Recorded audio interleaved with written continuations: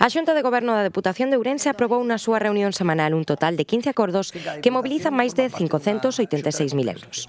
Con protagonismo especial para a cooperación municipal, que concentra máis de 424.000, así como para a colaboración co tecido empresarial da provincia. Cooperación, como decía, fundamentalmente cos concellos, 424.000 euros con eles, e, por outra parte, neste caso, efectivamente, pois eso, infraestructuras, equipamentos, servicios. Bueno, por exemplo, destaco algúns, máis importante, 50.000 euros para o Concello da Teixeira para a mellora de viais.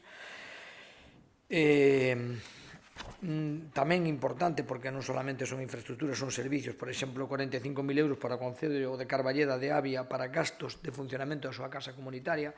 Saben que estes concellos temos un acordo con 3 concellos para axudarles nos gastos das casas comunitarias, que son os de Quintela de Leirado, de Carballeda de Avia e de Castrelo de Miño. Aprobáronse 2 liñas de colaboración coa Asociación de Empresarios do Polígono de San Cibrao por un importe global de 162.000 euros.